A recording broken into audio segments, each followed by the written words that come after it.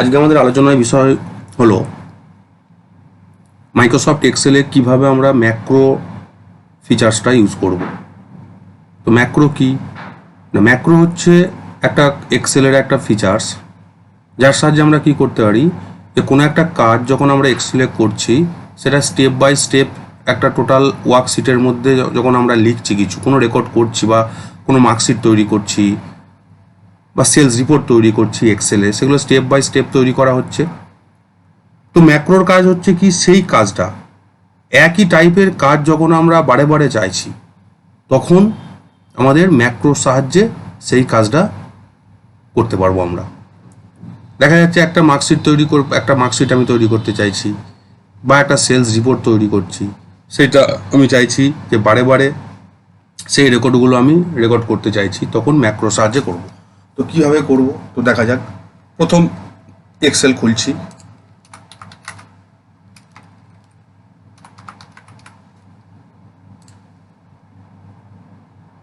তো এক্সেল যখন ওপেন হওয়ার পর কিন্তু এই ম্যাক্রো যে অপশনটা আছে, এই ম্যাক্রো অপশনটা কিন্তু যে ব্ল্যাঙ্ক ওয়ার্কবুকে ক্লিক করলাম, হ্যাঁ, এখানে আমাদের প্রথম ডেভেলপার অপশানকে অন করতে হবে। তো ডেভেলপার অপশন অন করতে গেলে কি করব না, ফার্স্ট এখানে ফাইলে যাব, ফাইল থেকে এখানে চলে আসবো কোথায়,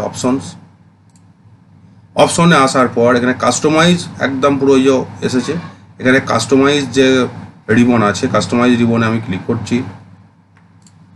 করলাম। এখান থেকে ডেভেলপার বলে একটা অপশন আছে, এই যে এখানে চেক বক্সকে আমি ক্লিক করে দিলাম, দিয়ে ওকে করে দেবো। তো যখনই ওকে করলাম তো আমাদের এখানে ডেভেলপার অপশনটা চলে এসেছে। তো এখানে ক্লিক করব, এখানে ম্যাক্রো, রেকর্ড ম্যাক্রো, এই অপশনগুলো এসে গেছে। ঠিক আছে, তো ফার্স্ট ম্যাক্রোটা চালু করতে গেলে কি করব, প্রথম ডেভেলপারে গেলাম, এখান থেকে ফার্স্ট আমরা রেকর্ড ম্যাক্রো আছে না, এই রেকর্ড ম্যাক্রোতে ক্লিক করব। তো রেকর্ড ম্যাক্রোতে যখন ক্লিক করার সঙ্গে সঙ্গে এখানে রেকর্ড ম্যাক্রো অপশন এসছে, এখানে ম্যাক্রো নেম, আমি যে কোনো ম্যাক্রো নেম দিতে পারি, আমি এখানে ম্যাক্রো নেমটা ম্যাক্রো 1ই থাকলো। এবার এখানে একটা শর্টকাট কি আমাদের চয়েস করতে হবে। তো শর্টকাট কি চয়েস করব না, আমি Ctrl+S দিলাম, তো শিফট Ctrl+S চলে এলো। ঠিক আছে, আচ্ছা, store macro in this workbook থাকলো, দিয়ে এবার এখানে ওকে করে দেবো। যখনই ওকে করব এখানে কিন্তু রেকর্ডিং স্টার্ট হয়ে গেল, ম্যাক্রো রেকর্ড স্টার্ট হয়ে গেল। এবার আমি একটা রেকর্ড করছি, এখানে আমি লিখলাম যে স্টুডেন্ট, মার্চ সেল করে নিলাম, স্টুডেন্ট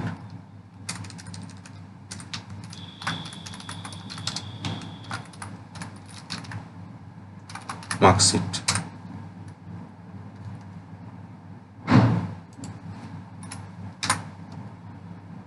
এরকম জায়গাতে স্টুডেন্টের নাম লিখব, student name,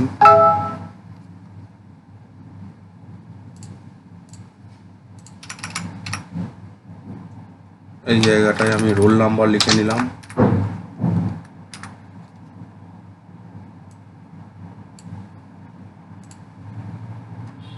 roll number, student name, এখানে মার্চ করে দিলাম, সরি আপনি এই পর্যন্ত মার্চ করে নিলাম। এই জায়গাটাতে জাস্ট আমি রোল নাম্বারটা লিখব, এখানে আমি সাবজেক্ট লিখছি,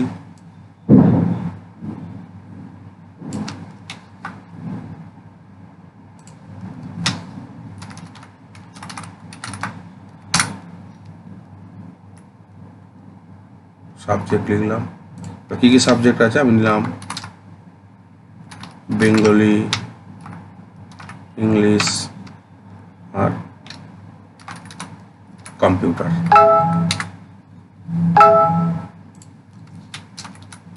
এখানে মার্কস থাকবে, এরকম জায়গাতে টোটাল থাকলো আর পার্সেন্টেজ থাকলো। ঠিক আছে, এবার এটা একটুখানি আমি ফরম্যাটিংটা চেঞ্জ করে দিলাম, বড় করে দিলাম, এটা স্টুডেন্ট নেম বোল্ড হলো, রোল নাম্বার বোল্ড, সাবজেক্টও বোল্ড করে দিলাম, জাস্ট একটা ফিল কালার দিয়ে দিলাম, বোল্ড মিডিল করে নিলাম, marks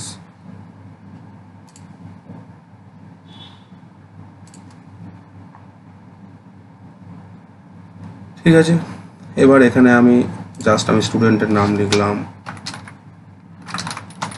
Animesh Mukherjee, roll number দিলাম 10, এখানে পরপর আমি নাম্বার দিলাম সাবজেক্টের, মার্কস 80, 85, 99।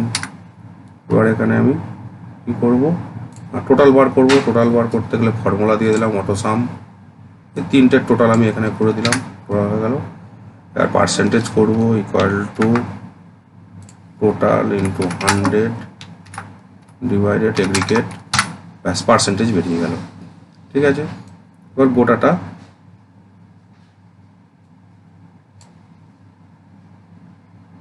আমি একটা বর্ডারের মধ্যে করে নিচ্ছি।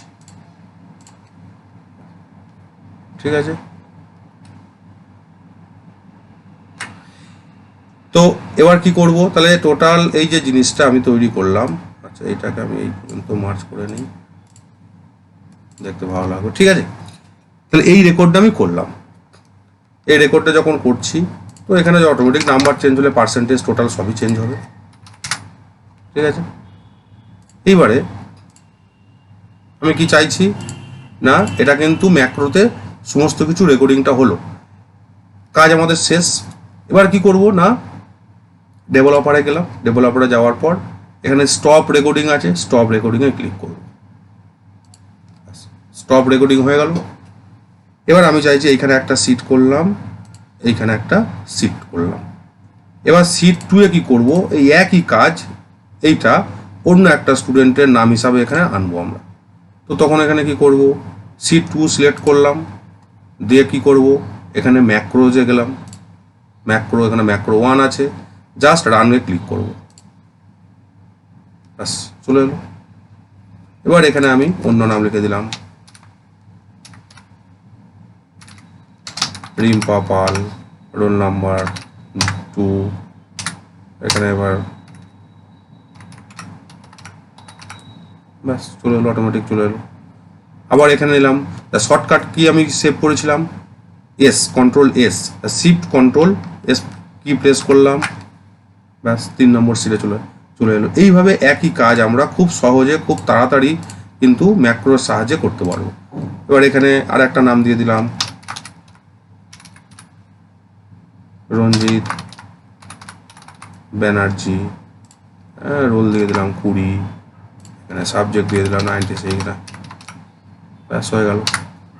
এইভাবে কিন্তু আমরা ম্যাক্রো রেকর্ডিংটা করতে পারবো। এবার ডেভেলপার অপশন থেকে এবার ম্যাক্রো আনার শর্টকাট কিটা কি আছে, শর্টকাট কি হচ্ছে না, অল্ট F8, অল্ট F8 টিপলেও কিন্তু আমাদের ম্যাক্রো চলে আসবে। কি বললাম ব্যাপারটা বোঝা গেল? এবার এই ম্যাক্রোটা যদি ডিলিট করতে চাই তো কিভাবে আমি ডিলিট করবো ম্যাক্রো, তো ডেভেলপারে গেলাম, ম্যাক্রোজে গেলাম, জাস্ট এখানে ক্লিক করব, ক্লিক করার পর এখানে ডিলিট করে দেবো, ইয়েস, ব্যাস ম্যাক্রো ডিলিট হয়ে গেল।